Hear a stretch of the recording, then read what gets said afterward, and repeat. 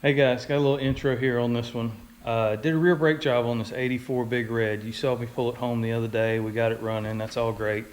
Some jobs just eat your lunch, and there just ain't no way around it. That's part of turning wrenches. If you turn wrenches long enough,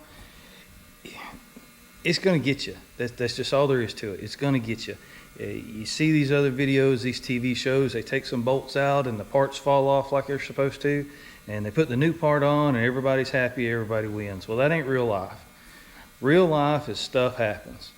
34-year-old bike, who knows how many people's worked on it, who knows what it's been run through.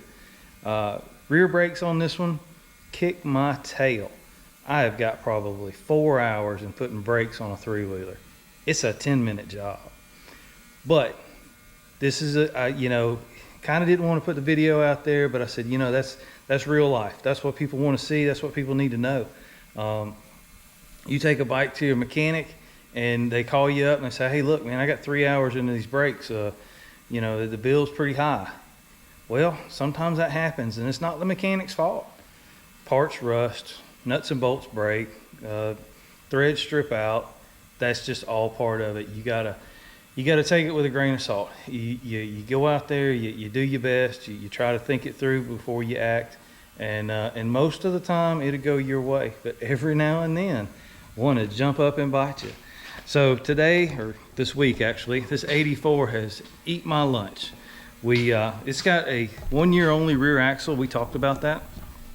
I'm not going to bore you with the intro here. I'm going to get right to the good stuff. Anytime you have to bring out a torch on a brake job, you got problems. So we had problems in the shop this week, but we got some new parts in, and we're going to fix it, and hopefully we'll end this video with some riding. So y'all take care. Thank you for watching. As always, please hit the subscribe button, and I look forward to doing another one, and I hope you look forward to seeing one. Y'all take care. Well, welcome back. We got our 84 Big Red Honda 200 ES. As you can tell, it's cold again. Typical Florida. It was 90 yesterday. It's like 33 today. That makes perfect sense. But anyways, we've got the time, so we're gonna spin it out in the shop.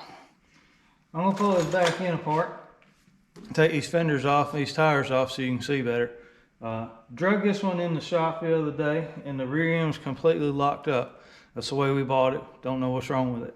I went ahead and tried a few things to kind of figure some things out, some things you need to look for. First thing you want to do is you want to check the brake lever. So this is your 84.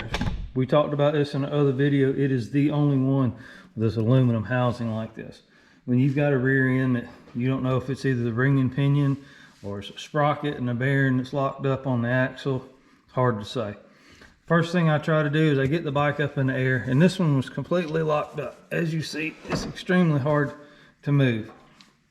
First thing I did is I wanted to be able to move this bracket here. This is where your brake levers, your brake cables bolt up to. I could not move that at all. It was completely frozen. So if you never had one of these apart, it's kind of confusing how it's all put together in here. And what you have is the brake shoes themselves are actually hooked on to this outer case. And they sit inside a metal drum, a steel drum, that is splined onto the hub. And what we have in this case is not the ring and pinion, thank goodness. The way I got it loose that I did, you see how the whole thing is turning? What I was able to do is you took out all of the bolts all the way around this outer cover. Now this cover should just slide right off. That's how it's made to come off. But what's happened here is that the brake shoes are seized against that drum, and they will not let it slide out. So what we're going to do is we're going to have to take the axle nuts loose and slide them out, and then we're going to be able to hopefully press that collar and get that drum that's splined onto the axle off. So give me just a minute, and I'm going to pull the tires and the fenders, and we'll see what we have to deal with. So as you can see, the hub's going to have to come off in order to slide this whole assembly off. So we're just going to go ahead and push it all the way down.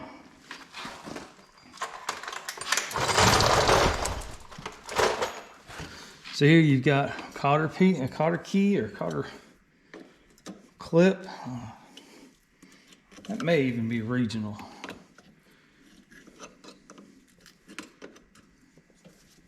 I call it a cotter pin.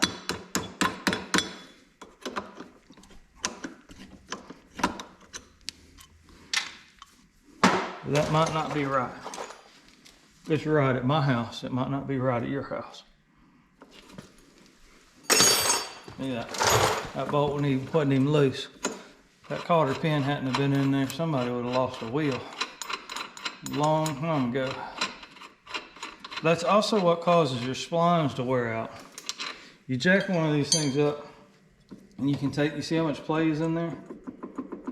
Now that's actually rotation, a slop on the spline. It can get so bad where you have to replace them. But you got to keep these tight. And if you do that, it won't waller on you. I say technical term, waller.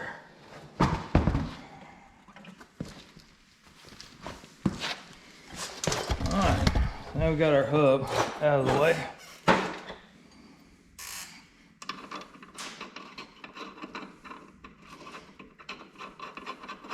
So, as you see, we've got all the bolts out of this outside cover. And it will turn, but what's turning is everything. The drum's turning, the housing's turning, the brake shoes are seized up and they're turning too. I'll tell you, I was able to take a couple of screwdrivers and I came around in between here gently, because if you break this housing, it's aluminum, it's over. And just giving it enough tension on, enough pressure with putting the screwdrivers in it and then turning it. You see I got some marks here where I've turned it with these channel locks, or these monkey wrench is what I call them.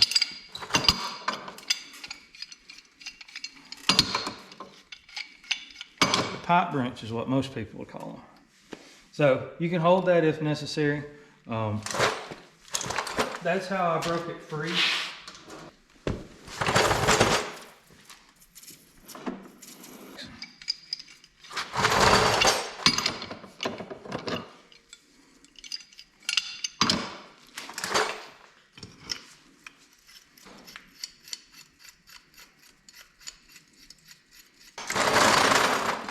So we're going to have to get a little creative here. Sometimes you just got to do that. Don't get mad at it. You got to think it through.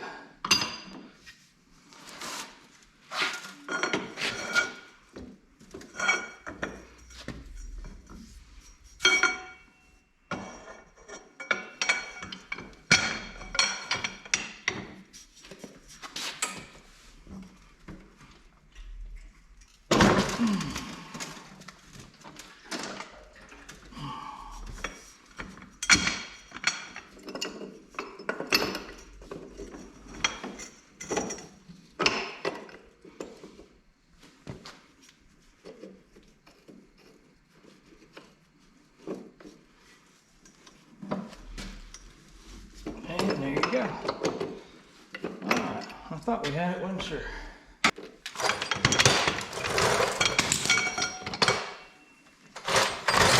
I was hoping it wasn't going to come to this. Sometimes you just got to do what you got to do. Right? Isn't that the old saying?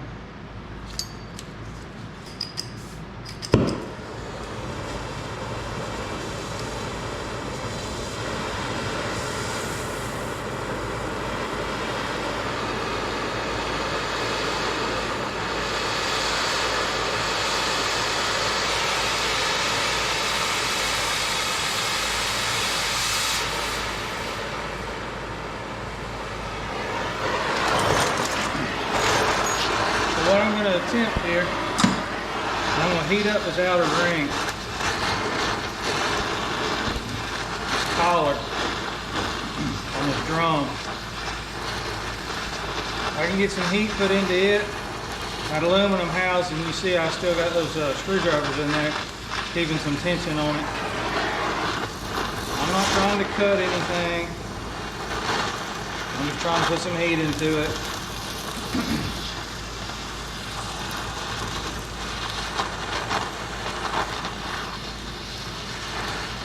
This is not my first choice for this job, but it's pretty much a last resort at this point.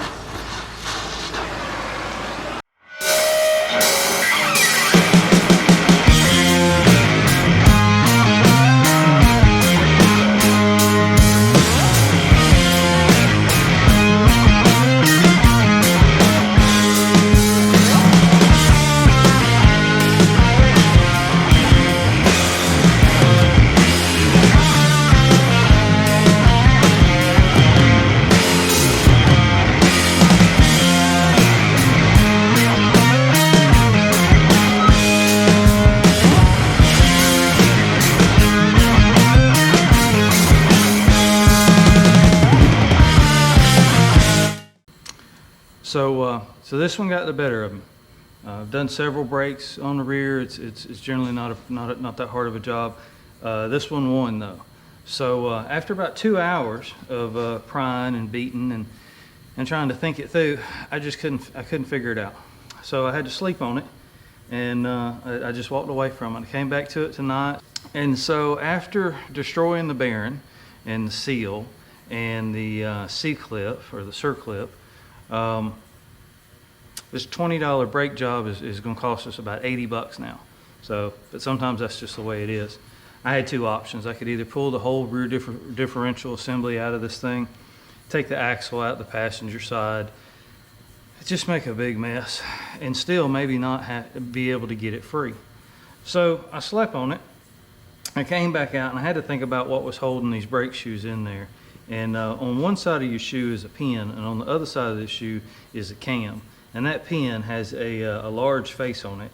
And after thinking about it a little bit, I figured the best way to do this is to actually fracture the brake drum, or excuse me, the brake shoe. They're made out of cheap, soft aluminum. It was the easiest thing to get to. Once the bearing was out, I was able to reach in through that opening and, ooh, microwave. I got to reset my parts cleaner here. Hopefully that's not interfering with the audio. So here's what we have.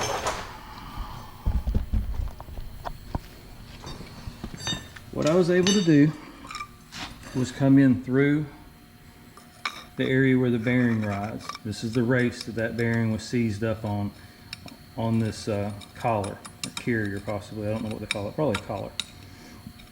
That was ruined anyway, so that was going to have to be changed out. So I used the torch and I blew out all the bearings going around. As you see, I really didn't get to the race any, and I certainly didn't get to the collar or the carrier. Once I got that out, it gave me enough room to reach in here between the axle and this outer shell, and that's where I used this large screwdriver, and I fractured the brake drum, or the brake shoe, which is right here. It's just going to fall apart in my hand, but I wanted you to see this.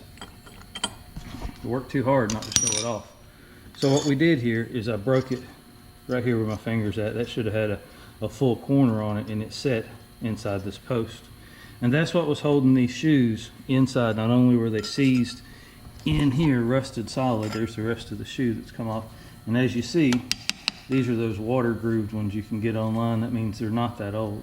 And we saw this when we took this bike off the trailer. Someone had been in there. So somebody put these shoes on at some point in time in its life. These shoes have been made for quite some time.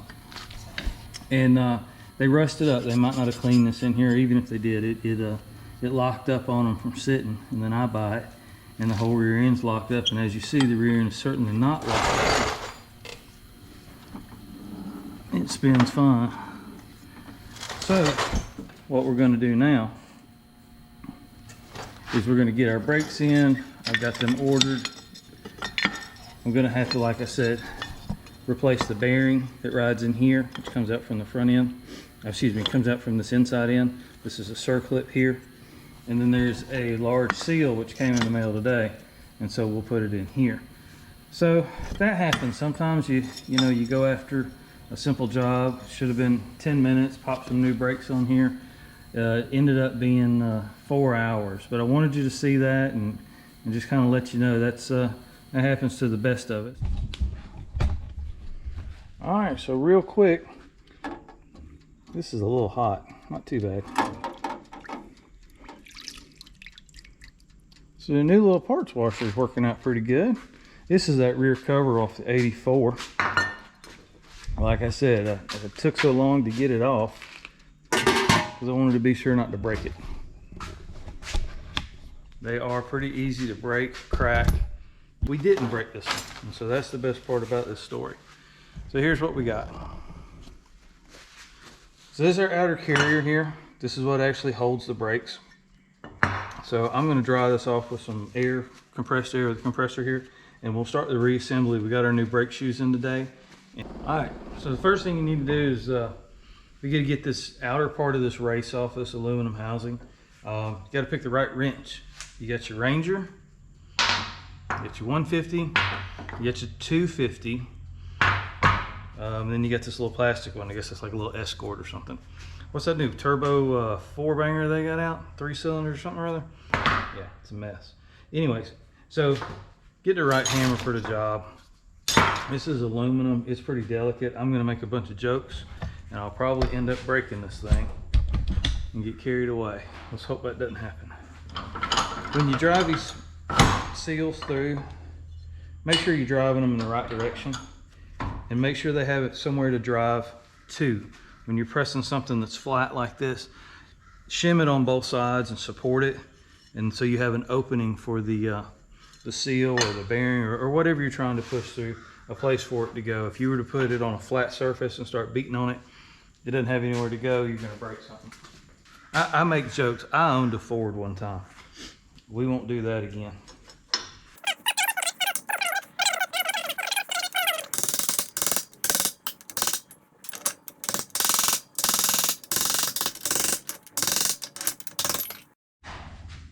All right, so just the opposite is true when you're putting a seal or bearing in instead of knocking it out.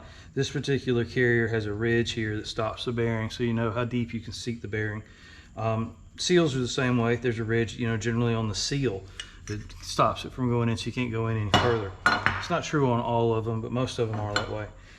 When you get your new part, especially, you never know where you're getting stuff these days. I like to take the old seal or the old bearing, both actually, and line them up and kind of match them up and make sure they're the right ones. You don't want to go through pressing this on and get your brakes put on and you go to put it on the bike to find out it's the wrong one. So match up your OD, your outside diameter, and your ID, your inside diameter, and make sure that they are. And as you see, this is the inner race and this is the outer race of the bearing that we had to cut out off of that bike earlier in the video.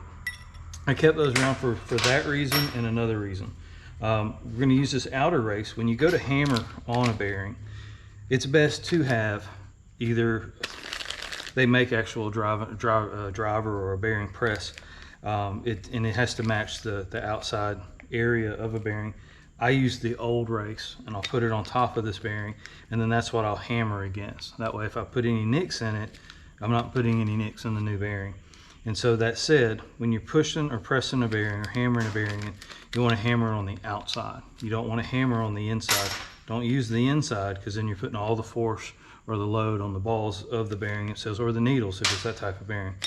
But in this situation, you want to use the outside of the race. So another good thing to do is to get a Scotch-Brite pad or some light sandpaper works well too. And just kind of want to make sure that there's no burrs on the inside, dirt of where that new bearing is going to go. You know, we went to all this trouble to get it clean and get it apart.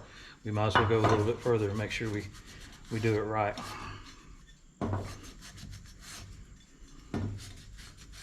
You don't want to get pressing on one of these and it gets in there and there's a little piece of sand or dirt or something that gets hung up on, and then you end up fracturing the case or whatever you're working on. Remember, the bearing is hardened steel for the most part. You're going to break this case before you hurt this bearing 9 out of 10 times. So that said, just to kind of make things go a little easier, I like to put a little grease wherever I put my bearings, whether I'm pressing them in or hammering them in. I have a press, but I'm going to hammer this one in. Most of you probably would hammer yours in as well, so that's how we're going to do it. I'm going to go ahead and put some grease on here, not a lot, just a little bit. And for me, I'm heavy on the grease, probably more so than a lot. I use grease for putting hydraulic rams back together. I use grease for putting bearings and motors back together. The grease is going to break down. It's going to end up, you know, to a liquid state once it gets hot. It's not going to hurt anything. Certainly a better alternative than nothing. So they do make assembly lube. They make all types of different lubricants for different applications, but I find grease across the board works for just about every application. Okay, so we got our new bearing here. This is a sealed bearing. If it wasn't a sealed bearing, we would pack it.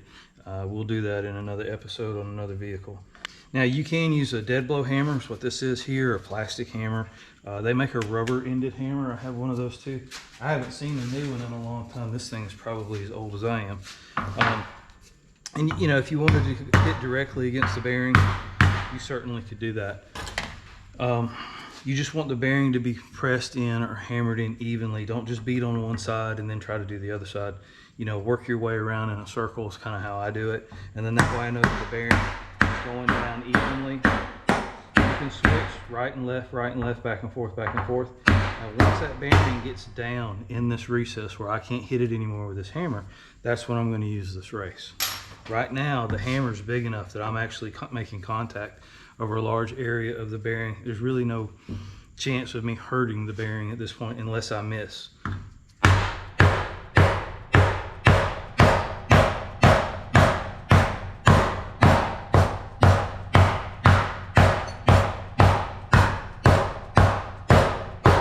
Alright, so now my bearing is just below flush. I had to keep going a little bit to keep this somewhere to center so it kind of self-centers, so it's not just me holding it in place. Now this bearing is held in by this big circlip.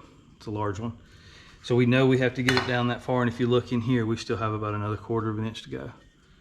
So I've got this set off the table, and the brake pickup is hanging off the table, so it sits good and flat. It doesn't rock, it doesn't move, and of course my table is about 1,000 pounds, so it's not going anywhere either. So let's send her on home.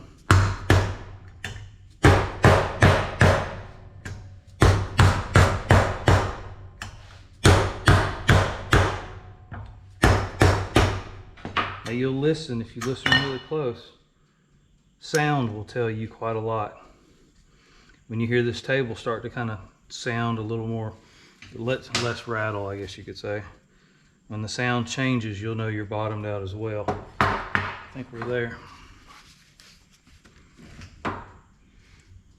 So again, using your outer race.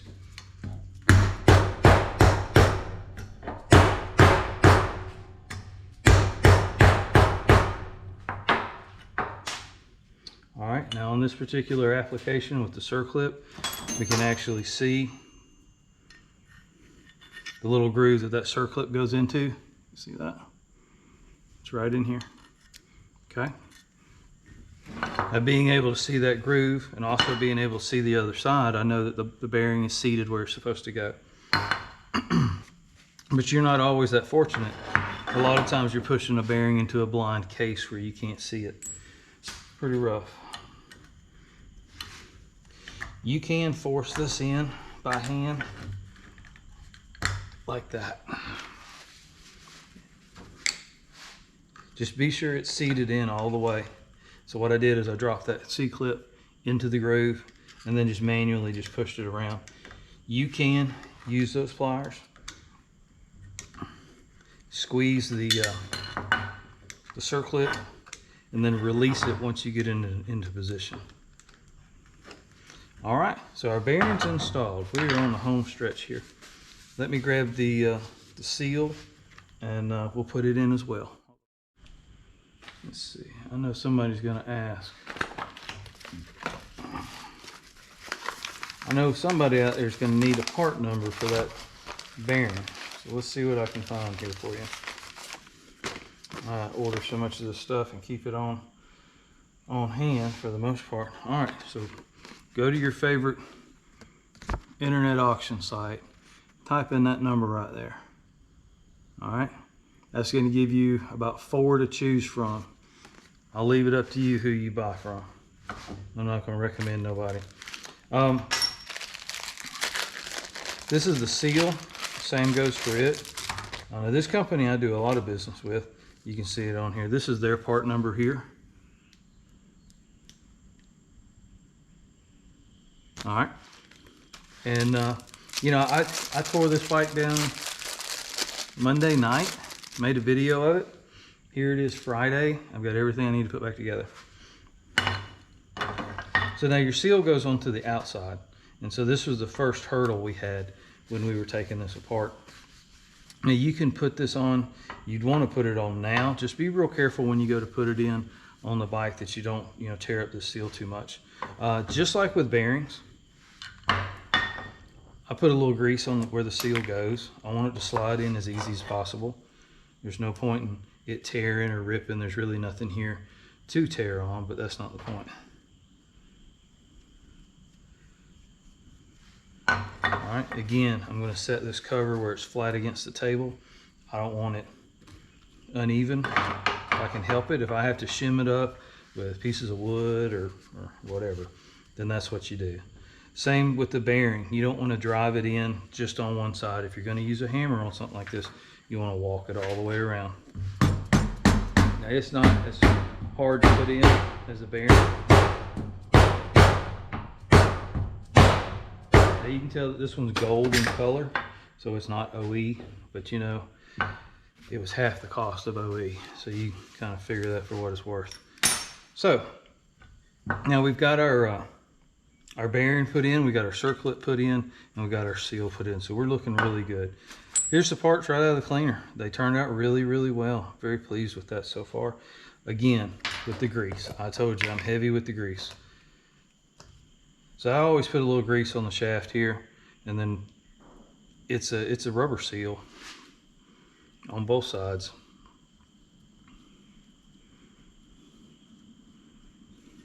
When you push this through, most of that's going to come out. Don't worry about it. So what you have is this spring we talked about when we first got it apart earlier in the video. It's the return spring. See how I pushed all that out? You can put it on this side a little bit. And we put the rest back in the bucket. There you go. I like the red grease. I don't know, do y'all have a preference? Yeah, Valvoline makes it. High temperature red grease. Maybe that's a Honda thing. Maybe I didn't realize that until just now. So what you have here is the spring comes around and it actually indexes on this little stud here in the case. And so that orientates this cam, is really what it is, in this horizontal position when this is on the bike. So that's it sitting at rest, if you will, under no load or tension. Your brake shoes are going to go on. We're going to show you how to do that. And then so when you pull this lever with the cables, there's two cables, remember, when you pull the lever up, this is going to cam, and when that cams, it's going to expand the brake shoes. They sit fixed on this pin over here. That's why I greased it, and they pivot where my thumbs are. And then the rest of it sits here, and when this cam opens up, it pushes the brakes outward. I take a moment to explain that to you. For me, working on things, it's always made more sense for me to understand it if I knew how it worked. If I knew how something actually worked, how it went together, then I could pretty much fix it. I don't have any mechanical training, as y'all can tell. A lot of it's just trial and error. But understanding how something mechanical works has always been a benefit to me. Now you can put these on separately and then attach the spring later. I don't. It's a pain in the butt. So I do it just like that. I leave the springs in place. I just spread them apart and I put them on here. So what we have is now this pin where we're actually going to pivot. It's got a little grease on it. We greased our pin here. And now when we put our selector on, it's got a lock-in pin that goes through, a bolt that passes right through here. And so when that lever is put on, it's locked in place. It keeps this from going that way. And of course it physically can't go that way. All right, so here we go. We've got our drum all cleaned up. Cleaned it out, of course, with the wire brush. You saw that on the cordless drill. I've run the Scotch-Brite through here a little bit. Just make sure I've knocked down all the rough areas. You don't want a lot of rust. I've seen some of these bikes come in where they've sat in one spot so long that the lower part, wherever the low is on that particular drum, has a lot of scale, a lot of rust build up. If you put new brake shoes on a drum that's that rough, they're going to last about 20 minutes and then you're not going to have any brake shoes left. These brake shoes, I don't know what they're made of. Asbestos maybe, could be, who knows. Probably something that's not good. They're just not that tough. They're not strong enough to withstand that rust and it spinning around like that. So you got to make sure the inside of that drum is clean. Get it as clean as you can get it.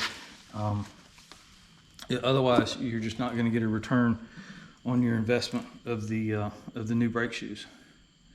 You might as well not even have done it, to be honest with you. So I'm just putting a little grease on here, you know, a spline, just to help everything slide on. I don't want to beat on it. I don't want to hammer it. I don't want to fight with it. I'm just going to go ahead and grease it up. I've got enough grease here left on my finger. I'm going to go ahead and put it on these threads here for these two outer nuts that go together. And this is actually what locks this bearing and race and everything in place. So that should do that for a little while.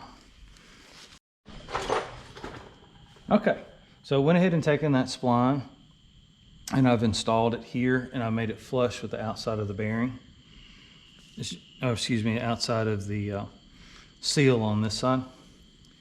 And that way it should slide on. This is actually how it should have come off originally. The spline should have came off with the bearing inside. You would have changed the brakes and you would have slid it all back on the bike.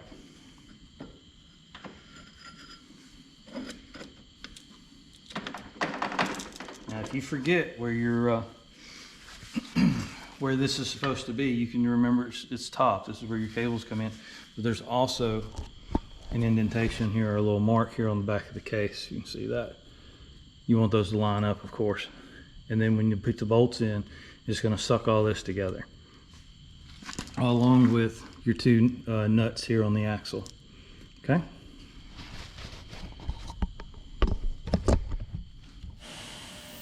All right, so at this point we got our washer on here. We're putting these two lock nuts back on the axle. I went ahead and put in all of the outer outer cover bolts. And when you get to do these, when you get down to tightening these up, what you're going to want to do is you're going to take the inside one and seat it first. The second one is actually a locking nut. See here, I left a little bit of gap between the two. Here and here. So what you're going to do is you want to take this first one, wrench set here, the one closest to the carrier. We want to go ahead and run it in and get it tight like we want it.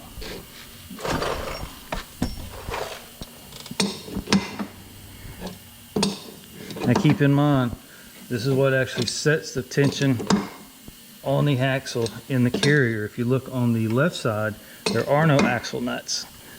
So you want these pretty tight. You saw it took me a 3-foot, 4-foot cheater bar to get this off. That's about how tight you want to get it back. So the first one sets the tension or the pressure. Now this second one is a locking nut. So what you're going to want to do is you're going to run it down on top of the first one and then make it equally as tight. They do not have to line up or be even. It's more important that the second one comes down, and what it does is it keeps the first one from getting loose and backing off. And this kind of goes back into your maintenance. If things you can keep an eye on. If you ever look when you're washing your bike off, if you see one of these nuts looks loose, you need to address it. You don't have to take the wheels off or anything. You put a wrench on it right where it sits. So I'm going to go ahead and set our brake lever back in place. There is a seal that goes here, a felt seal. And just like it sounds, it's made of felt. Nothing much to it at all. It's more of a dust shield, I think, to keep dust from getting inside through that opening. Remember, we packed that area full of grease too, so that's going to keep material from getting in there. And then what holds that in place is the arm itself. Now remember, this works just like your brake lever. Don't loosen this bolt up and leave it in place and think you can pull this off. As you see, it actually passes through the circled area, kind of makes a D shape. So what you want to do is you want to pull that off. And I'll show you in reverse. If you left that bolt in place, you couldn't get this on this shaft. It's physically impossible.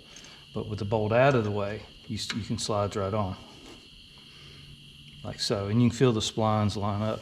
Now there's a little nut. It's a funky little nut. All right, so there's the nut that holds it in place. Looks kind of like a skull if you think about it that way. It's kind of how I think about it. See that? Got kind of a mouth and a, I don't know, maybe you call it something else. Anyways,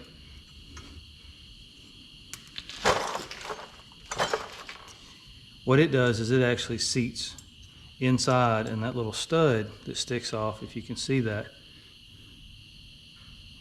indexes in here, and that keeps it from turning. So you don't have to put a wrench on the back side of it, is why it's designed that way.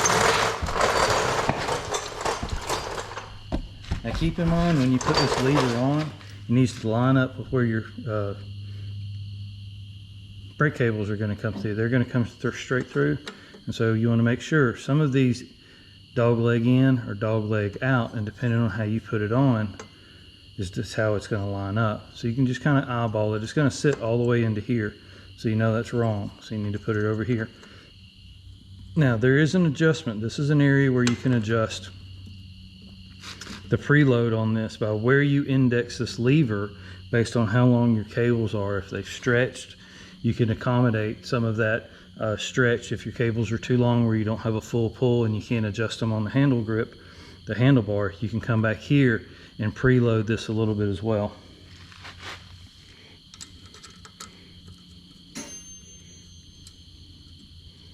Every time I hear that bell ring, I think of cookies. Why is that, I wonder?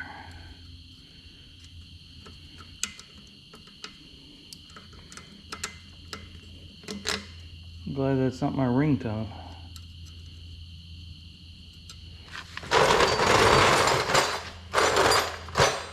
So like the rest of this bike, this is a 10mm. You see I haven't wiped the RVT off of my gasket maker material here. I like to let it get a little firm before I wipe it off. But by all means, wipe it off.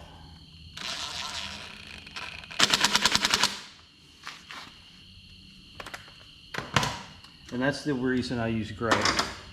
I like gray. I don't use the blue or the red or any of the other colors. I like the gray. It blends in a little bit better. It doesn't stand out that somebody's worked on something. Okay, so there's your lever. And that's pretty much the most difficult rear brake job I've ever done. That was a lot of work. I've got 4 hours in it, no question about that at all. Plus ordering parts. And then we talked about that rear brake drum or brake shoes on this run about 20 bucks. You factor in a new bearing and a new seal and new brake shoes, and you're pushing about $85. So sometimes, you know, you just gotta have to plan ahead and take your lumps. And this one beat me, this part anyway. But we'll get it back. We'll get lucky again, no doubt about it. So we're gonna fire this thing up and we're gonna let it run a little bit. So you hold on and we'll have a good payoff.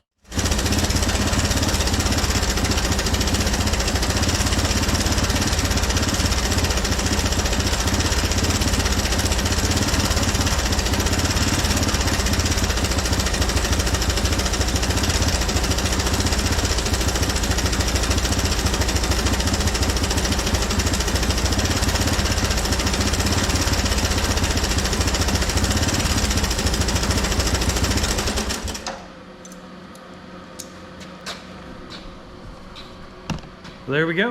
1984 Honda Big Red 200 ES rear brakes. Who knew? Thank you for watching. I hope you got some laughs at my expense this time anyways. I hope you enjoyed it. It's always a challenge. You never know what you're going to get into. Thanks for watching. Hit the subscribe button if you like what you see.